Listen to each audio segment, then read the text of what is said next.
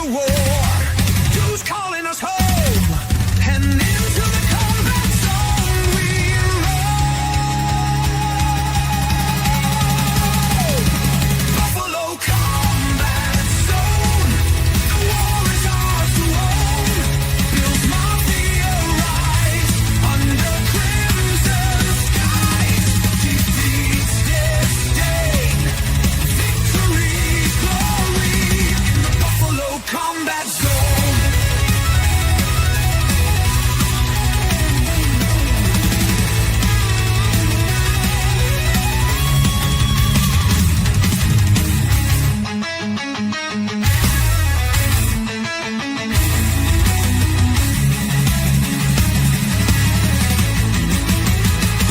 Buffalo combat zone. The war is ours to own.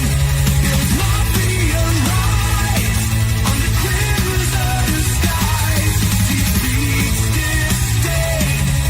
Victory's glory in Buffalo combat zone.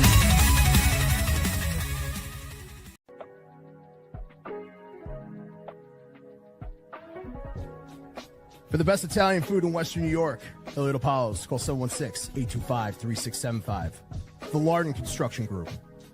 Fubo TV, the official streaming service of Do Champions.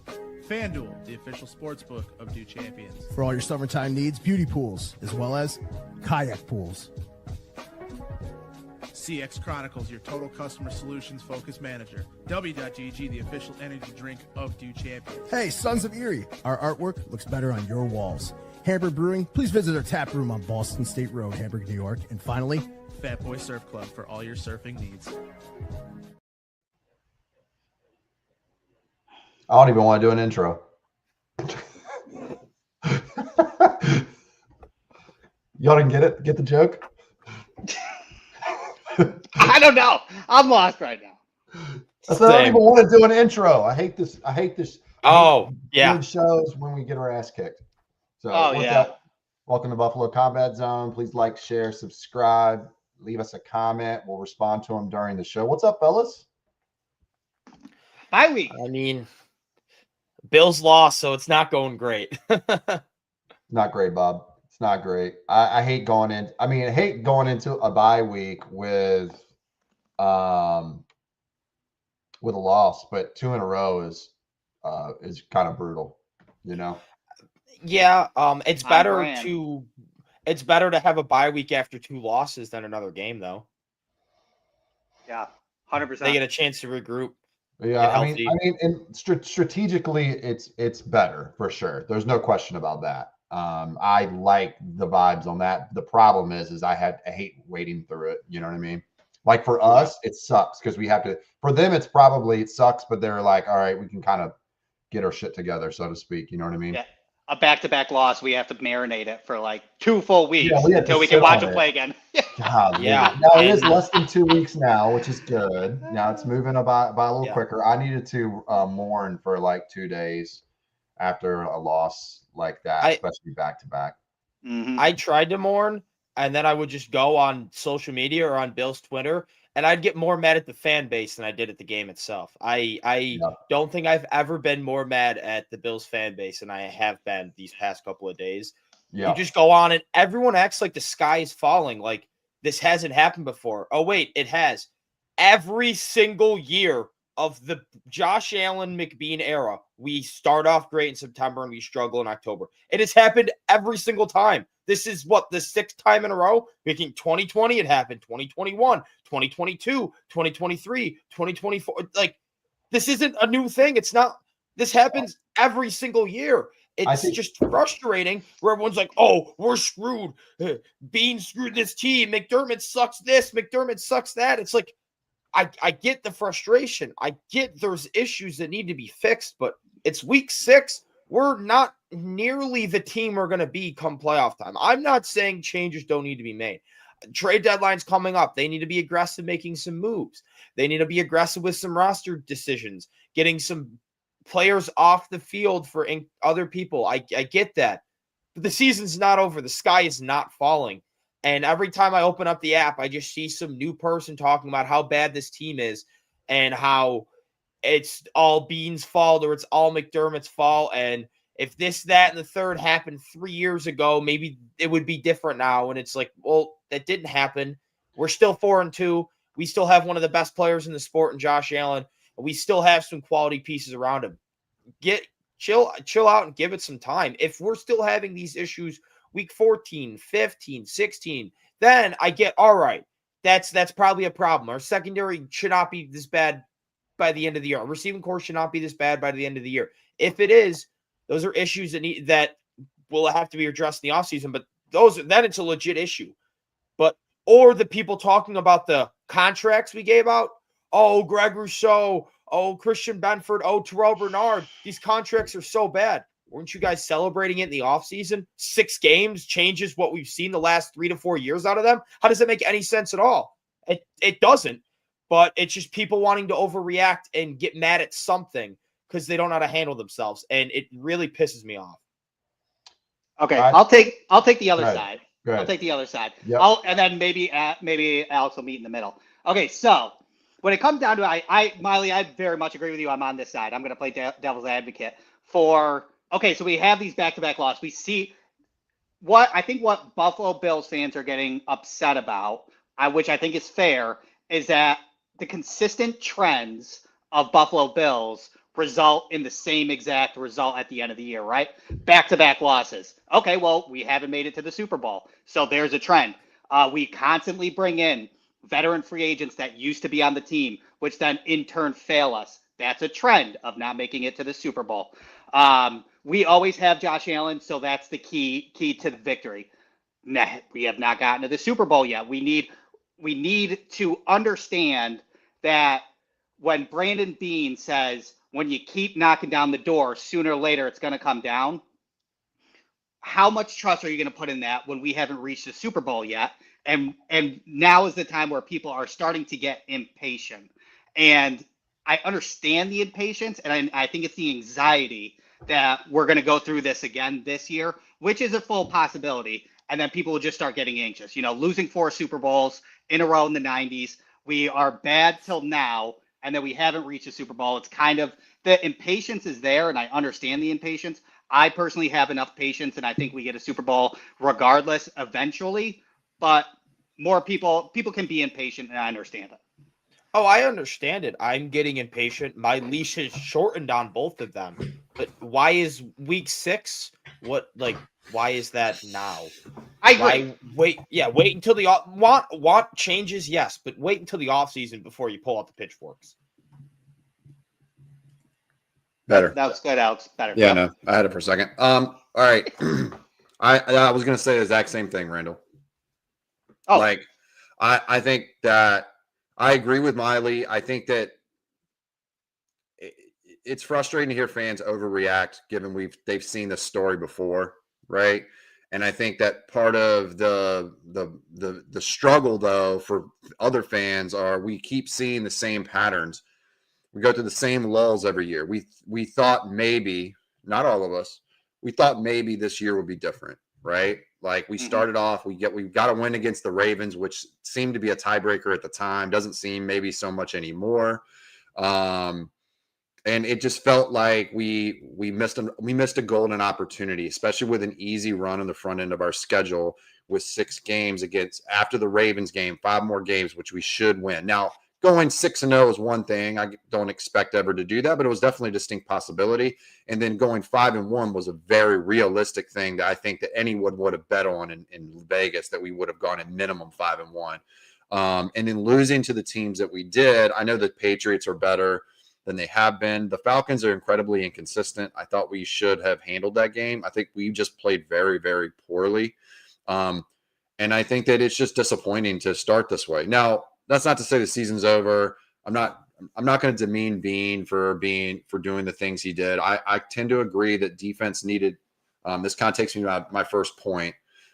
I think that Bean had the right idea that we needed more defense, clearly because of what we've seen so far this season. But there's a reason we all wanted wide receiver help. It's because it's more easily predictive on output when it comes to wide receivers and offensive talent than it is with defensive talent. Defensive talent are notoriously hard to peg down. Did we ever think Deion Walker was going to be the best of this draft class? Probably most of us would say no.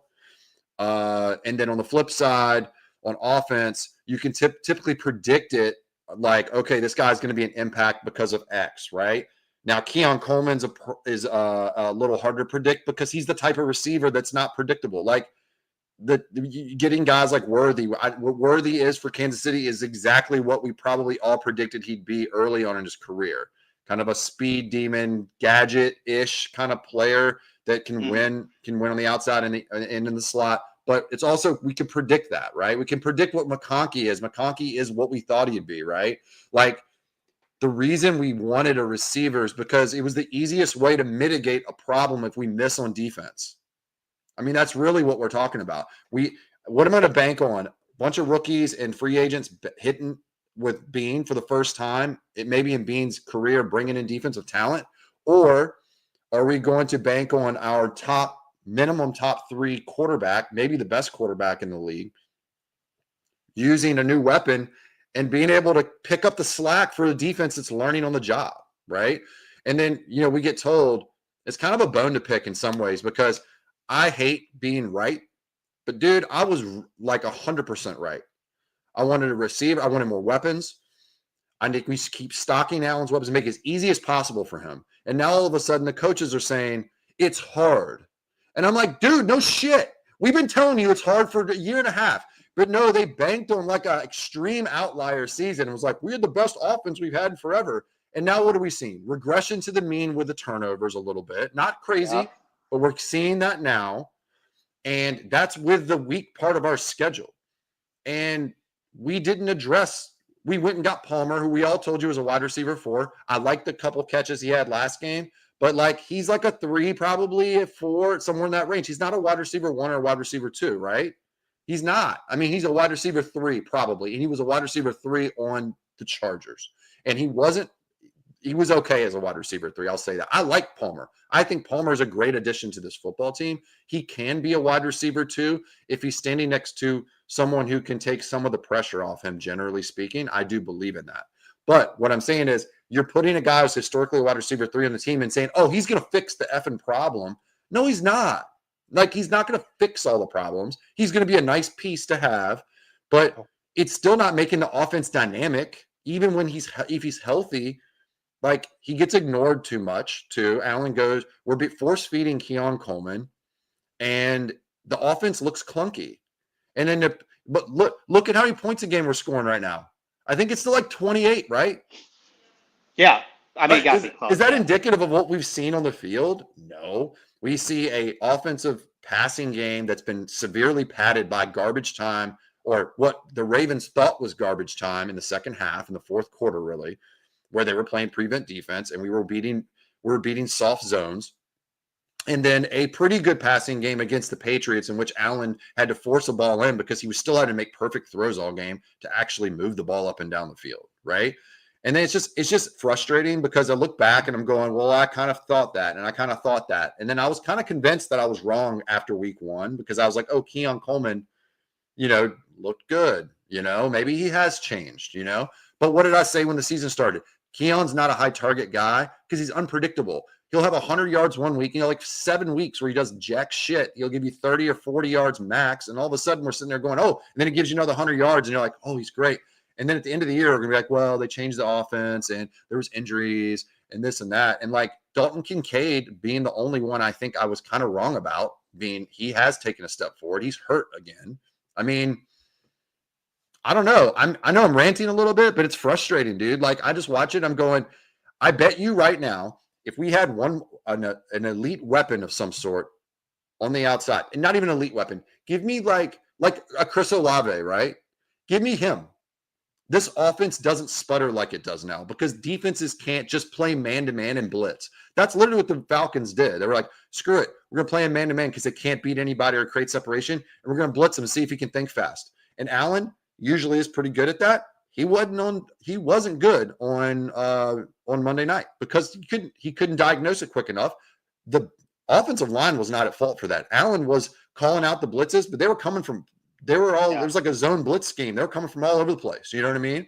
So Allen was confused by it, and rightfully so. He probably saw it on tape, but he didn't expect them to continue to do it over and over and over again. Every big play, at the end of the game, it felt like it happened over and over again. And we shouldn't have to run the ball to pass the ball.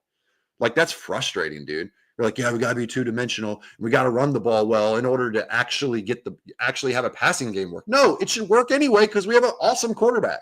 But we don't have any weapons. The weapons need the pressure taken off them to do anything. And I love having a run game, but that just doesn't work for me, you know? And now the defense isn't good because they don't want to move anybody that they love off the field, like Rapp and Trey White, you know? They're never going to move those guys. I have no hope they'll go get a safety in the trade market. So anyway, my rant's over. That's all I wanted to say. What are your thoughts as far as the trade market goes? Or if you want to say something about what I just said, go for it. Yeah, So let's dive in a little about that wide receiver room against the Falcons. How are you supposed to separate when your top 3 separators are all injured? What do you expect? It doesn't matter who we had if they're all injured. Who's the third? Curtis Samuel. I mean, he's always injured. Yeah. But our top 3 separators were injured, and we couldn't separate. But none of them are elite. None of them are elite separators. I will give you that. But if all 3 are injured, of course they're not going to be able to separate. Your top 3 guys, if your top 3 guys at something aren't available to do that thing, you're not going to be good at it. Sure. So I find the Falcons game to be a little bit of an outlier because every other game, the wide receivers haven't been nearly that bad. The Patriots game, they weren't great, but we were still moving the ball. We had some fluky turnovers. Also, you have to look at who the Falcons defensive coordinator is. It's Jeff Albrecht. If people like to say the Chiefs own Josh Allen, no, Jeff Albrecht owns Josh Allen. He's 3 times in Josh Allen's career, he's had multiple turnovers and 3 sacks. Jeff Albrecht's been the defensive coordinator all 3 times. He just knows Josh and knows how to get after him. And then I wanted to respond to this. The season's indifferent. The tape has never been this bad. What about the 2021 Jacksonville Jaguars game or the 2021 Indianapolis Colts game? The 2024 Baltimore Ravens game? The 2023 Denver Broncos Texans, game? The Texans, 2024 Texans game. The season Giants, opener 21. The Giants game we have had some really bad games like we've had recently in multiple stretches. We were 6-6 in 2023. People didn't think we were going to make the playoffs. We won the division. We were 7-6 in 2021. We got hot and we were 13 seconds away from beating the Chiefs. Yes, we lost, but that's not a very predictive thing to happen. We do turn it on. I get there are things that need to be made. Changes need to be made so we can get over the hump. But to act like this year is different than the years past and that we're so much worse off than years past is just not true. It's just you're forgetting all these bad games in the past. It's like we have looked really bad in games. We literally lost to the 2-14 Jaguars. Here's the problem. We got blown out by a Colts team that didn't even make the playoffs that year. Here's the problem, we have had really bad games. Here's the problem, and we turn it around. I agree. The problem is that in years past, okay, you're right about the Jaguars game. Both of the losses last year against good teams, right? We picked it up. We changed things. We made a trade, right? Hopefully that happens. I agree. That needs to happen. That changed things. And then also, like, we need to start seeing some different patterns. I mean, these patterns are not good. Like, I mean, we can't be dropping 2 games the 6-6 start we had a couple years back. I don't want to see that again. That was trash, you know? Anyway, Trey Williams has commented quite a few times. I don't know who he is. He's from YouTube. You have to remember context is a cupcake schedule as far, not like the Kansas. Okay, I agree with that. Here's another one. I agree with left, Alex. Thank you. Each successive year.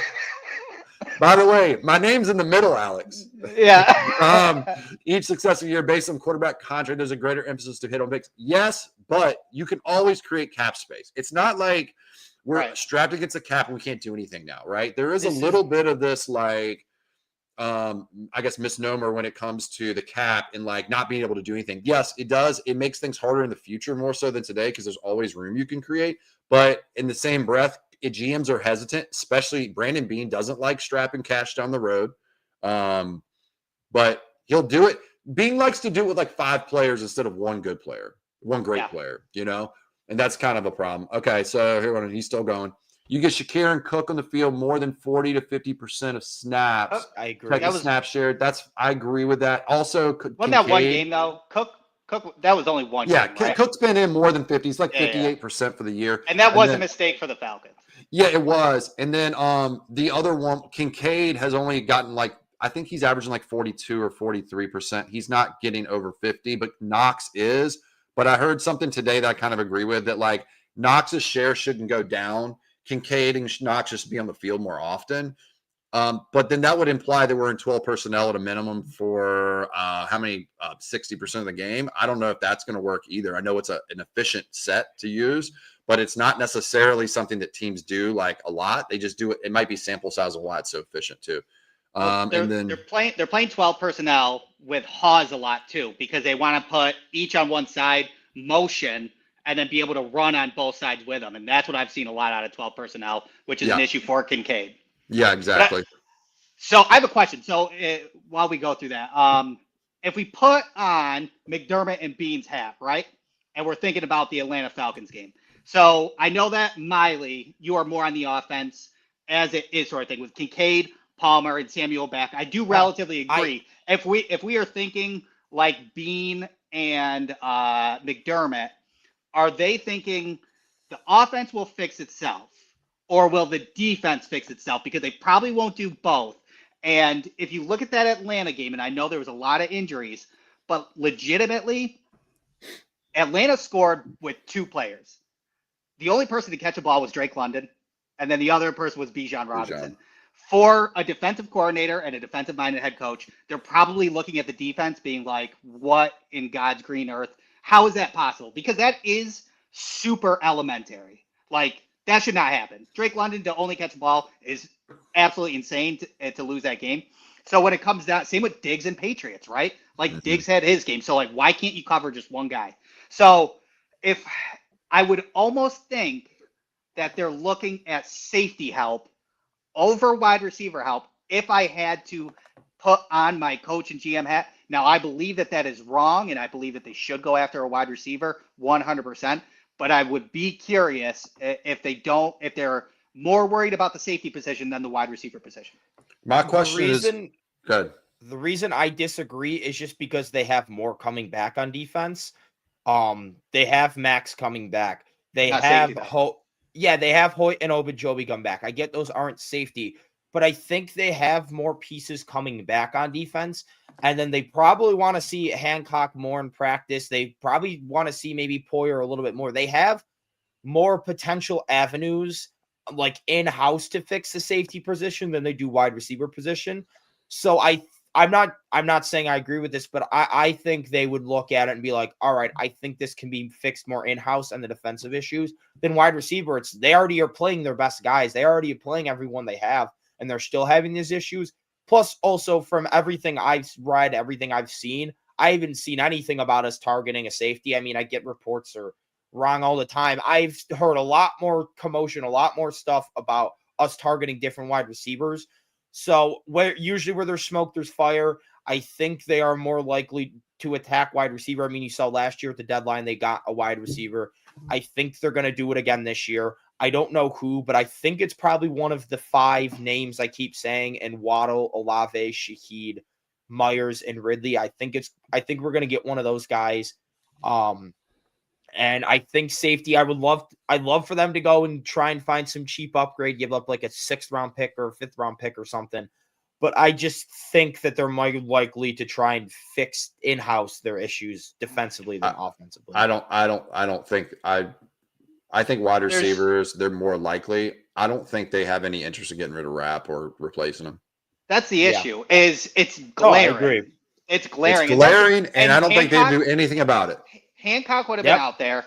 Poyer had snaps. He had a missed tackle. I saw one missed tackle that was a bad angle that looked like Taylor Rapp. That's my issue.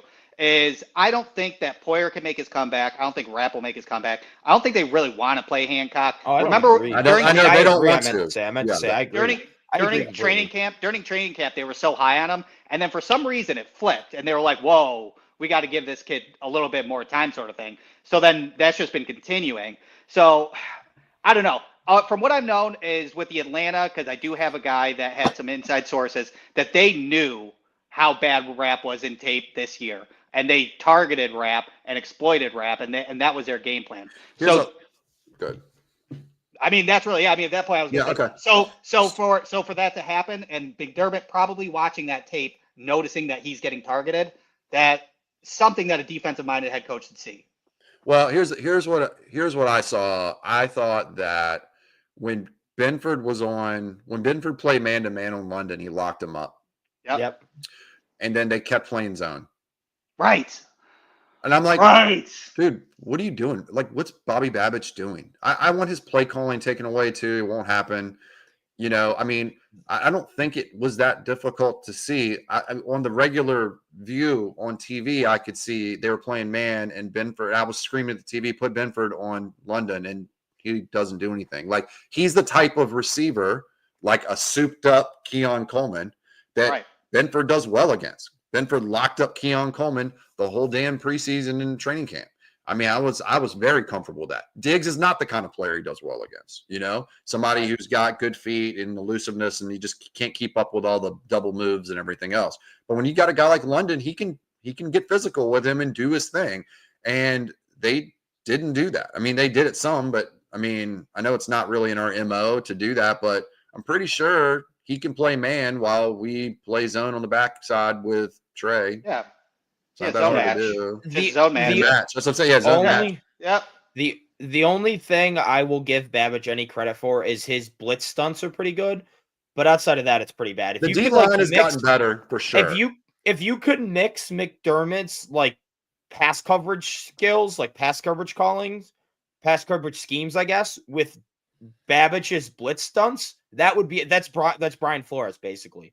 I think Babich has some elite. He's really good at moving people around. Like, I think I pointed it out in our group chat that one as soon as they realized Jake Matthews was out the game, that first drive, I think when we stopped them in the third quarter, they had a delayed blitz where they sent two guys right at that tackle, and the tackle whiffed on both of them. We had a sack on Penix. Like, Babich is good at doing stuff like that. I think he dials up blitz as well and is able to identify weaknesses on the offensive line in those situations. The problem is he just has no idea what's going on in pass coverage, which is weird for someone who specialized as a deep and then as a safety coach, as a safety and linebacker coach, you'd think he'd be better in pass coverage, but he's great with blitz stunts. That's why I'm so excited to see Michael Hoyt come back, because Michael Hoyt is like the cherry on top to that, because he can play anything. He's gonna, and I think the D line. The funny thing is, all the reinforcements are coming to the D line. I thought the D line has progressed nicely. I think we've outside seen, of run defense or no. Well, here's the thing though. Deion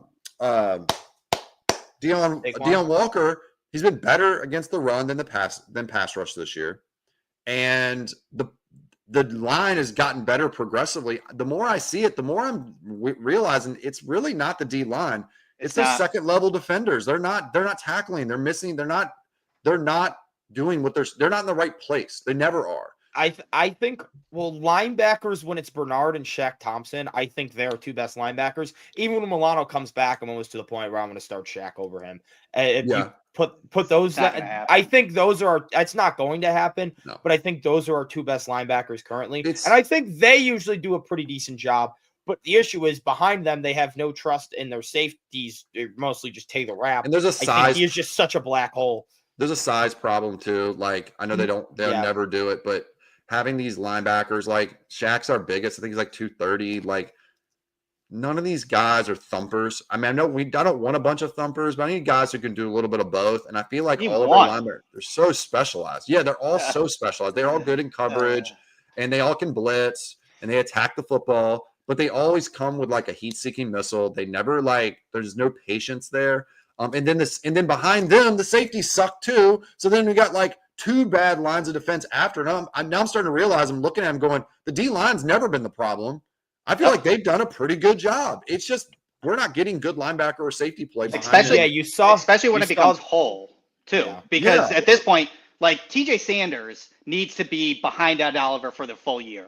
And that's where TJ Sanders, like, everybody was like, TJ Sanders, not a good second-round pick. Well, maybe he's a second-round pick that still needs to learn the NFL speed. He deserves to be behind Ed Oliver for the first year to grow and develop. So once that happens, that's going to be huge. Michael Hoyt and Ogunjobi, because Ogunjobi can kind of fill a 3-tech or maybe Yeah. be next to Deion Walker and things You do a along little those lines. I bit. agree. I think You the do both. defensive line is great. Yeah. I think when we're talking about coverage, and this is me beating a horse a million times, is how important Max Harrison is.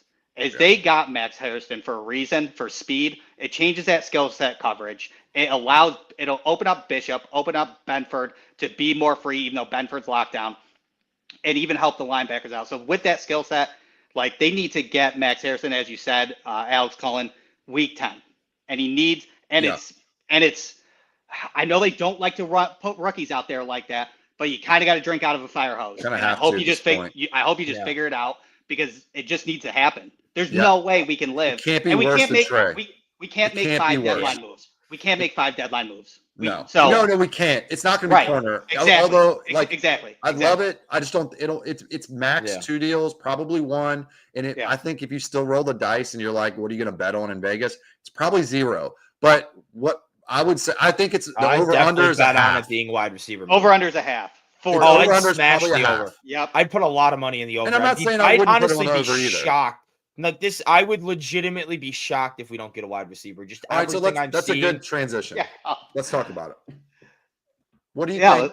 So here's my thing. I know the rumor from good sources know that Jacoby Myers is in play, but I think there's more than just us up for his services. I think Olave Pittsburgh made a also- comment today that made it very clear they've already notified him. He didn't say it, but he said it. They've notified him that he's on the block. Or he even mentioned Waddle's done some social media stuff that Yep. he's probably gone. I think he's out of the question personally. Yeah, me too. Yeah. I think Shaheed's lost a little heat too. I think that they may be deciding between the two of those guys and not wanting to get rid of both. So it's going to be one or the other, I think, there. But I think Olave is more than likely the candidate, probably because they don't want to pay him. Because he needs a big deal done not next year, but the year after. But he's going to cost us something because he's cheap. So it's going to be probably a second or a third. I wouldn't really want to pay a second because of his I have no concussion problem paying history. a second. Huh? I'll do it. No problem paying a second. I don't. I think we got to start. I wouldn't be. I It's don't not either. egregious. It's not egregious. I'm just saying I prefer to pay a third for obvious reasons Yeah. only because of the concussion history. Everything else, if he didn't have any concussion problems, he had done injury history, I'd give him a first. Yeah, I think he's agree. that kind of talent. So we'll probably end up giving up a second. It's gonna be a late second, but I'd do it, and that would be my preference if he can stay healthy. Like he's exactly the kind of player we need. He stretches the field. He's a good route runner. He's got good hands. I know he has a couple dropsy situations, but he's nothing that I think is too egregious. And I just think he'd be a really good fit. Now, will Bean do it? Bean often uses the A+ talent to negotiate for a better deal for the B+ guy that he's actually going after. Like Devontae Adams versus Amari Cooper, and Cooper was the logical choice because of the contract. I called that last year before it happened because it just made sense, not because I knew anything. But I think that's kind of the direction they're going for receiver. As far as aren't there some good safeties out there in free agency still available? Free agency next year is, but No, I right don't now. think- No, he's Yeah, talking no. about available guys right now. My Right. thing is, if they haven't been picked Pull it up up. yet, I don't think they're any good. I don't think they are either. Well, isn't I thought I heard somebody's name that's still in the market. I can't remember who it was. Well, now. if they're still in the market, it's probably Andre for Cisco, It wasn't Cisco, but I wouldn't Jalen- mind that. Jalen Thompson, Jimmy Ward, Kevin Byard, No. Donovan Wilson, Harrison Smith. Bayard's still out there. Is Bayard hurt though? Harrison Smith. I thought he was on the Vikings. He is on the Viking. Oh yeah. Oh wait, no, I'm done. That's old. That seems Hold on. that sounds That's old. old. Yep, that's old. Okay. Anyway, we'll Hold keep up. talking while you look. So I think receivers probably the most logical. Are we all in agreement there? Yeah, I agree. I think I have it kind of in tiers. It would be dream scenario. I don't think it's going to happen. Would be Jalen Waddle. Like that's dream scenario. Getting him would be just amazing. I think the realistic scenario I want to Olave? see. Would you What rather would you have give? Olave? Oh, 100%. Really? Without a doubt. Yeah. Not a second thought in my mind. Really? What- Talking about what would stretching you- the field. Have you Jalen seen Waddle's Waddle enough- the last 2 years has not been Have you as seen good as Waddle he once was. This- Well, yeah, This 'cause year he's Tua. looked good. With, Tua sucks. right. Some drop issues I too. can't. Sorry, I can't judge him when Tua's throwing him the ball. Fair. What would you Tua's give been up? What pretty would you bad. give up for Waddle?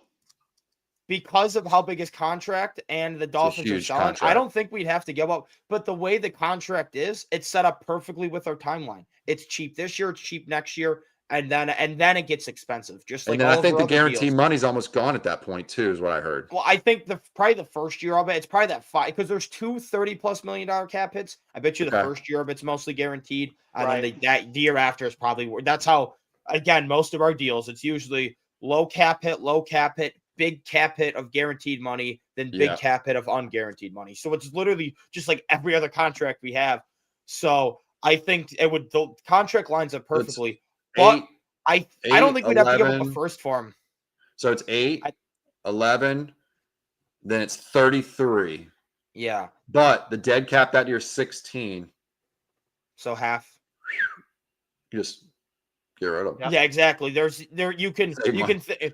worry about that in 2 years. I mean, if we don't make if we don't at least make the Super Bowl by the end of next year, I want Bean gone anyways, and that's the new GM's problem. Yeah. That's been my point though. Like next year is the deadline. We have to at least make I truly believe if we don't make a Super Bowl by at least the end of next year, I'm going to start moving to the side of I don't think it's going to happen. I think these next 2 years is the best chance we've had, just the way things are opening up and the way with how talented our roster should be and with our cap situation, things like that. But I wouldn't give up a first because I don't think we'd have to. I mean, I guess come down to it, if we lost the race because another team came up a first, I'd probably be annoyed and be like, all right, I wish we gave up a first then. Yeah. But I don't think we'd have to because of that contract and how bad the Dolphins are.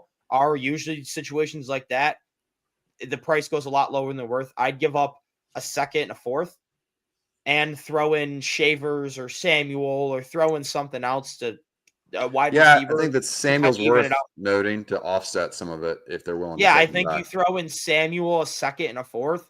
But again, I would move it to a first if if the Giants are willing to give up their first. I'd be like, all right, we'll give up our first two just so we get him. Yeah. But I just don't think we'd need to. I'm that high on Waddle. I think Waddle, the last time he had competent QB play, was put up really good numbers. Then Tua's been injured / awful the last year and a half, and it's kind of fallen off. But this year he's looked really good. And Waddle's a sub 4.3 guy.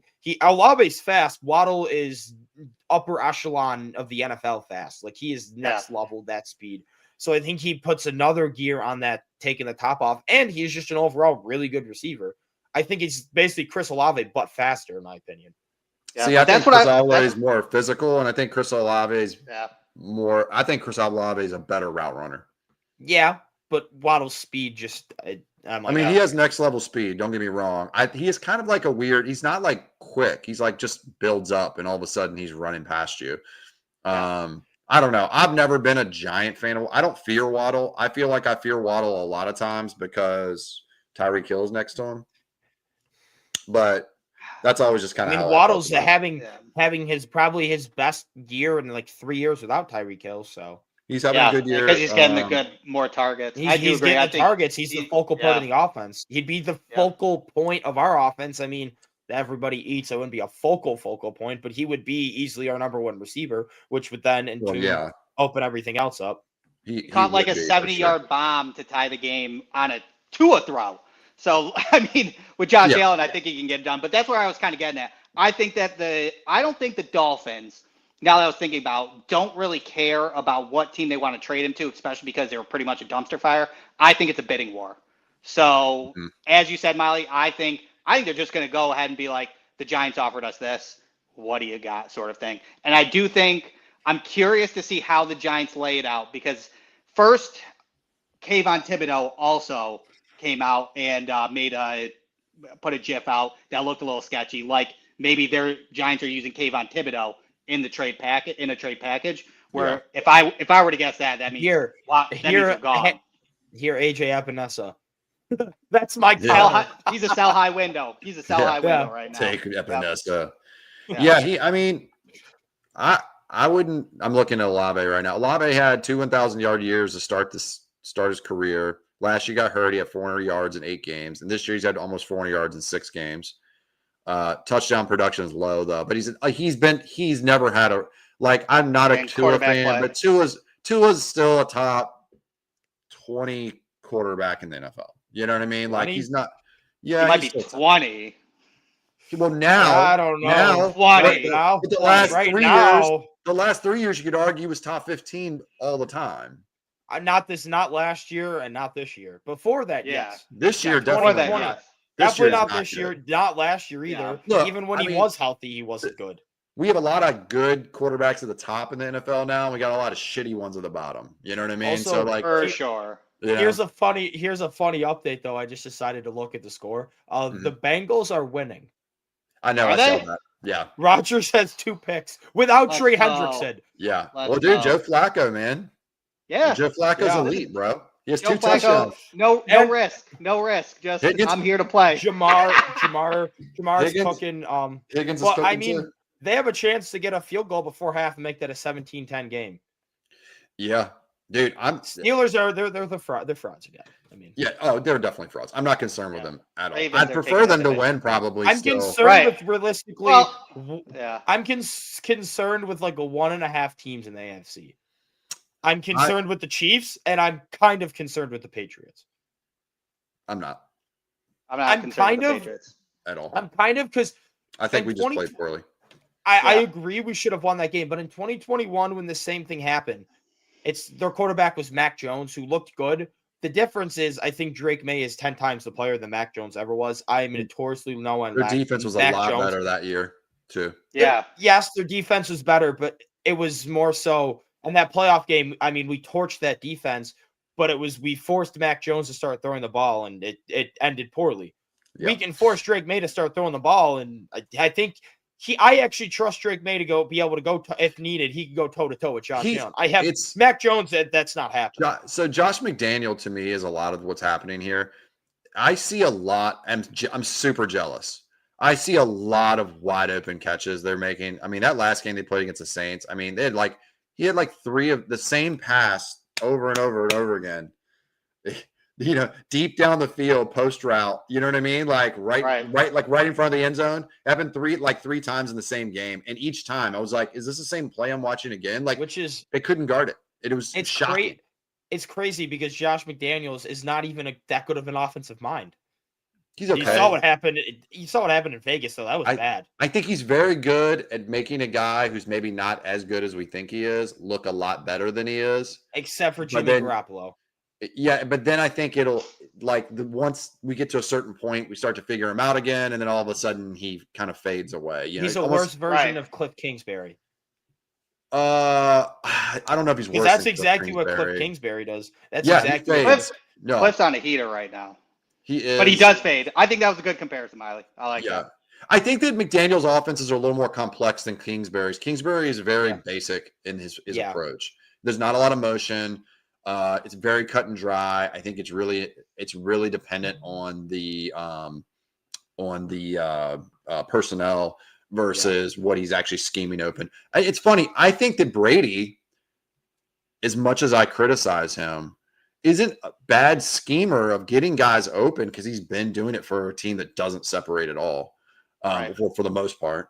But then he just gets cute and he overthinks it, and you can tell like the best thing about Brady though is just to give him some kudos is halftime adjustments. I always feel comfortable with him going in the second half because I'm like, he always changes something. He's willing to change. He's not like Dorsey where he's stagnant, does the same shit over and over again. So I give him appreciation for that. But he gets to the point where it's like he leans into like the two, like, I don't know. I feel like he's more apt to lean into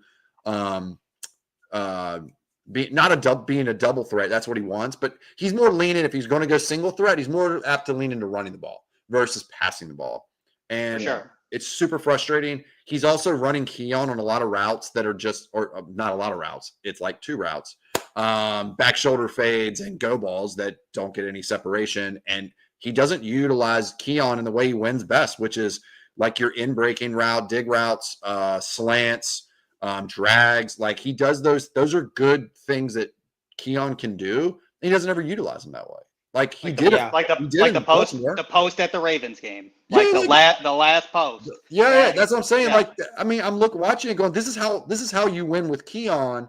And it's almost like it's 1st and 10. Let's throw another back shoulder fade 12 yards on the field. This is why I don't like Keon Coleman. It's because the way he's presumably winning, right? Presumably is in very low percentage situations. 50-50 balls are 50-50. A good completion percentage in NFL is like 65 plus. Like, that's not 50-50 is not what I want. And he's not catching 50% of them. You know what I mean? And Allen's not throwing them well either, to be quite honest. Yeah, they just don't have the chemistry right now. They need to leverage. Not the kind of player that's how Josh is good at throwing to either. Keon. He's Keon never been good at that kind of player. Keon can't separate, but with the post and skinny post, is he can create leverage. If he has inside leverage to a cornerback, his 6'4" build is going to win. That contested catch goes up to probably 75% that he's going to catch that because he's a bigger guy and then he has that He leverage. can box out. Outside leverage is not that case. You need to create inside leverage with him. Yep. Because his timing is still not great, and Allen's isn't either, because that's the kind of throw that Allen struggles with probably most. And it's funny. It's like this is what pisses me off. Like we've been such a Bean defender, but I've gotten off of it because I'm slowly getting off of it. The type of players he puts around Allen are kind of not the type of players he needs. They figured it out in like year 3. They had Diggs and Beasley and Brown. That's it. That's the formula. And he was like, "Nah, fuck it. Let's go back. Let's go back to Kelvin Benjamin again." Yeah. It's like that's John Brown. You had someone for every level. John Brown deep, Diggs intermediate, Cole Beasley short. We have the intermediate and they all separate. Like we have the intermediate and the short. We just don't have the deep guy. And give me the Smurfs. That's an issue with evaluating wide receivers, though, because that's a questionable thing with Brandon Beane. Is because he got Diggs right, and remember, before the season started, he said you will look at Josh Palmer will be the person you look at differently at the end of the year, which is still a possibility. But that was a tall that I think he meant in the grand scheme of the NFL, in the grand scheme of the NFL. Okay, right, exactly, and that is a risk and a decision that he made that I do believe he thought would be the separator and the difference. The jury's still out because we're early. Sure. But that was somebody who, again, we all agreed with before was that what he did with the Chargers with a bad wide receiver room being still wide receiver 3 is too big of a gamble to make to be like he's going to be this different with Josh Allen. I think that was too big of a risk to take, and he should have just took a safety valve of somebody who can separate like he did with Diggs. Yep. Well, here's my thing about Palmer is I think that this Falcons game, funny enough, him getting injured really showed how good of a signing that really was, because you saw the Falcons play for sure so much differently. They were just like, all right, we're just going to start hammering you with blitzes. You have no one who can separate. Once Palmer went down, because you saw the first play, our first offensive play, they were like, they knew the Falcons are going to be aggressive. Like, all right, let's hit them with the post. They kind of backed off a little bit. We scored a touchdown. The next drive, they got after us. And then the next drive was the drive Palmer got injured. We hit him with like a nice 20-yard drag. Yeah. I think the same thing was going to happen, and then he got injured. So I think anyone questioning that signing now, if you watch that game, all right, that makes sense then. That signing was actually a pretty good one. And he's week to week. Is he a game changer? Is he different? No, but he is a very valuable piece. That's why at first when you were calling him a wide receiver 4, I was just like, I was ready to like. But he's a wide receiver 3. Right. He's a very good wide receiver 3. I think if you put him next to an elite 1, he could be a quality 2. That's what I think too. Yeah, but he's definitely better than a wide receiver 4. He's a 3, and then on a really good receiver room, he'd probably be a 4. That's kind of how the Eagle, like one of the best receiving rooms in the league, he could be a 4. Yeah. Well, but also another piece I wanted to bring up is people like, does Joe Brady just not know how to work with good wide receivers? Do people forget he was the passing game coordinator for the 2019 LSU team? He was OC. He was he was passing game coordinator. He might have also been calling plays. I thought he was calling plays. Yeah. It doesn't matter. To me. Yeah, same thing. Yeah. And he was working with the 2 best wide receivers in the sport. So I don't think it's the question about him being able to work with wide receivers. That's it's not the just problem. Which wide receivers? The problem is that the scheme. It's not. The problem is that Beane has strapped him with a deficient receiver room. Yeah. Here's the thing. just because every single receiver can be put together like Megatron or like freaking Voltron, Miley, you may not know what Voltron is, but Voltron was when you had Yeah. each limb was a tiger that was a tiger on its own, but they had each limb do something different. He made a big giant thing. It was me and Randall remember this. So Yeah. just because they all do different shit, like Keon's the left arm and freaking Shakir's the right arm, and the head is freaking Palmer, doesn't Right. mean that individually any of them can do anything. You know what I mean? Like, oh, well, this guy can do this. Well, that's not good because the corner knows that too. The defensive coordinator knows that. He can play you that way and just hedge against that issue. Right. Not give you like, I'm just gonna not give Shakir any inside routes. Win on the outside. Can't do it. Okay. Same thing with Coleman. I'm not gonna give him the dig. I'm gonna let him do an out route because he's never going to beat me that way. Great. Okay. Palmer, a little bit different. Palmer's a little bit better, but he's not going to give you any yak. And then you got Shakir, who's just he's just like I said, he's a slot wide receiver that can give you a lot of yak, which is very valuable. Yeah. Don't get me wrong. I love Shakir, but he's given him a bunch of guys that do different shit. The problem is that none of them are elite at one thing except for maybe getting yak for Shakir. And none of them are well-rounded enough to actually be real threats on any given play. Like when they put them in there when it's 13 personnel or 22 personnel, or you have a 23 personnel, you got a receiver on the field, one receiver, and that's it. And then all of a sudden you're like, oh, well it's Shakir. He's not going to do anything on the boundary. Like it's a non-threat, Right. And that's an issue with it's a trickle down from not having the wide receiver one. You have Dalton Kincaid, but then you drafted Keon Coleman in the second. That was really our first round pick. But we all know that he's not a wide receiver one. He's not going to be a wide receiver. Never going to be a wide receiver. But he's getting lined up against CB1, and that's just so simple to get taken away. And then if he's your deep threat and he's getting taken away 89% of the snaps with 11 yards, then next in line just trickles down and it makes it easier and easier for defenders to cover, and it just takes away everything. I agree. Yeah. I think that's going to be this is like about Bean. I hate people are like, oh, he hates Josh Allen. He refuses to invest in the wide receiver room. That's not true. He traded a first-round pick for Diggs. He spent a first-round pick in Kincaid. He basically spent a first-round pick on Coleman. He shelled out $15 million a year to Shakir. He shelled out $12 million a year to Palmer. He's willing to put assets into the room. Now, if you want to question if they're the right assets, go right ahead. But to the people that say he doesn't give Allen anything to work with, he's built one of the best run games, offensive line, and running back rooms in the league. Exactly. Like, he's built a lot on offense. If you want to question the picks he's made with the wide receiver room, you can argue that, and I not really much I can argue against. So, he hasn't built a quality room. He has put assets in, though. You can't say he hasn't put assets in. He has put assets, but he also has to bargain hunt. He kind of has to bargain hunt because you are right. Bargain shop. Other than Diggs, he's bargain shopping. Right, because the offensive line, top three offensive line, that is crucial when it comes down to it. You look at Joe Burrow consistently getting injured because he has no offensive line. Sooner or later, when you spend money on James Cook, your defense, which is here nor there, and then your offensive line, and then Josh Allen, you're left with, okay, I need to figure out the wide receiver room. But I do agree that now Bean is getting to a point, which I do believe when we talk about Buffalo trends, it is true. I do think that Bean does have a cycle, and I do think that cycle is coming back to wide receiver one.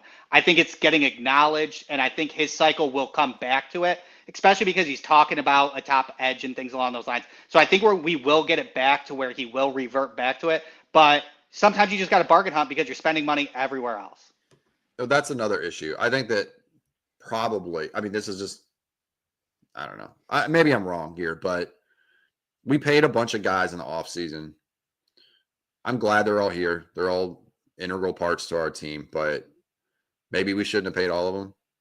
I don't know. That's just kind of like I'm not saying we shouldn't have or should have, but retaining your own talent's great, but paying a bunch of guys mid-tier salaries is just as bad as giving two guys who are clearly elite, you know what I mean? Like high-end salaries and then filling it with, let's say you pay Jamar Chase, but your wide receiver 3 is Tyrell Shavers, right? Instead of having, Shakir Right. and Coleman. You know what I mean? Which one's really better at the end of the day? I've always been a believer in be as good as you can be for as long as you can be. I think that's a good concept to have until you get to a point where that isn't working Bingo. anymore. Bingo. And then Getting to you that say, Bingo. screw it, let's go, because the window really, I never thought the window was closing after Diggs. I'm starting to feel, not completely, but like the window is here. We're solidly inside of it. And the talent around Allen seems to be degrading. Yep. And It's exactly how the Rams were too. Yeah. And that's not a place I want to be in because the Rams won their Super Bowl by going all in with it. I'm not saying let's go get Myles Garrett or anything like that, right? But at the same If time, he was available, let's go get him. But it's not literal, but go get somebody. Go get Olave instead of Jacoby Myers. Like that's a step in the different direction. You know what I mean? And Olave is not a diva. He's not a clear wide receiver one. To be clear, I don't. He need is a an wide everybody receiver eats one. guy. He is an everybody He's eats a guy. high Yes. end everybody Yes. eats guy. He That's is. what He we want. is. Yes. And I like Olave a lot, but truly, I don't think we even need a high end or even a mid tier wide receiver one. Give me a good wide receiver two who can stand alone on his own, and he can just be our wide receiver one, and we'll be just fine. He just needs to be the right kind of player. He can't be another like Keon Coleman type. We got to stop doing this whole he's a good blocker and he wins contested catches bullshit. Give me actual players that can move the chains and get open, who can beat man press. I'll take anybody. one of those receivers. That's it. Like the Keon Coleman. We have 100 people in the room. Thanks for watching. Please like and subscribe. I think it's valuable to have one Keon Coleman in a wide receiver room out of 5, but no more than that. One as a wide receiver 3. As a wide receiver 3. 4. Yeah, exactly. As a wide receiver 3, 4, or 5, yes. But your wide receiver 1 and 2 should not. The whole reason I wanted Gabe going was because they refused to make him a wide receiver 4, to be clear. I would be fine with him as a wide receiver 4. The problem now is we have a bunch of wide receiver 4s playing wide receiver 1, 2, 3, and 4, and I don't need it anymore. I don't want another one. I'm okay with Gabe getting some play time in the next couple of weeks, by the way. And that's saying a lot for me, by the way. If you heard him earlier in the year, that is saying a lot. I do hope because you are right? We got to break the trend, and we have to, right? Like that, we got to break the trend, spend higher draft capital. And what I do hope that Brandon Beane is thinking is that what are our top 3 needs in the draft outside of wide receiver? What do you guys say? Safety, linebacker, nose tackle, D tackle, interior offensive line. Probably because we'll probably lose one of them, right? Yeah. Well, I think we lose Edwards. And actually, maybe running back too, because Ray Davis seems to be falling off a little bit, and I feel really bad. Yeah, about I think the jury's still our out with his backup touchdown running back year. though. Running back though is not not going to be at the top of my list. Right. No, it's no. I mean, in the draft in general, it's like fifth round or something. Yeah. Like give me a Bill, give me a Ja'Cory Krosky Merritt. Okay, Ja'Cory Krosky Merritt doesn't really count because he was dynamite in 2023. But 2024 he lost his eligibility. So he played one game, they took it away, and then he couldn't play. Yeah. So that was that. But as you guys pointed those out, running back, interior offensive line, safety, and linebacker are probably the bottom 4 in draft positional value. Yeah. Nobody likes to take a safety in round 1. Nobody really likes to take a linebacker round 1. Nobody likes to take a guard in round 1. So those pieces are solid in round 3 and round 4. You know what that means? Spend the wide receiver train is back. Yeah, or no tackle, baby. I would still, as much as I want I draft a high wide receiver, I would still take a nose tackle over it. I just want to not have a run game kill us. I agree. It's right. It's the right ones there. Now, I'm not just I say that right. I would like to sell the second. I would like to maybe get if we do in the trade deadline, then we're not going wide receiver, right? If we get Olave at the deadline, we keep him, then he's obviously not going. Linebacker super deep in the draft. If we don't have our second round pick, Arvell Reese or Sonny Styles are both 245 big guys, perfect linebackers that we need. That's fool's gold. He'll never do it. We drafted a linebacker in round 1 before. McDermott got him. I just got to let you guys know my computer's about to die. Tremaine Edmonds. Tremaine Edmonds. Yeah, he was exactly. a freak, though. He was a freak of Sonny- nature, though. Arvell Reese and Sonny Styles, I'm telling you right now, Same are level absolute. athlete? Sonny Styles was on the freaks list twice. Okay. Arvell Reese played Washington 2 weeks ago, and Okay. Demon Williams is probably a 4.35 quarterback, and he spied him so well. It was the most surreal thing that I could watch on tape. Really? Arvell Reese is a freak. Sonny Styles. These are first is an round picks, athletic correct? freak. These are first round pick guys. Sonny Styles might be a second rounder. Okay. He's bad in coverage, and he's a safety turned linebacker, so he's still learning the linebacker position. So he may fall a little bit later. Arvell Reese may be a top 10 pick. That's how good he is. I think that they're done with I think they're done with Milano after this year. I think they would bring him back for cheap. For but sure. that's not a starter anymore. Yeah. Right. He's done. He's a sub package. My computer's about to die. I'm switching over to my phone. Yeah, we're getting ready. We're almost ending. yeah. We're ending it now anyway. Yeah, Okay, then I'm gonna head off now then. Deuce. All right, man. Peace. All right. All right, Randall. Once the intro is done, I'll talk to you next time. Yeah. All right, everybody. Thanks for showing up. Please like, share, subscribe. This was the Buffalo Combat Zone on the Do Champions Network, and we'll see you next Monday.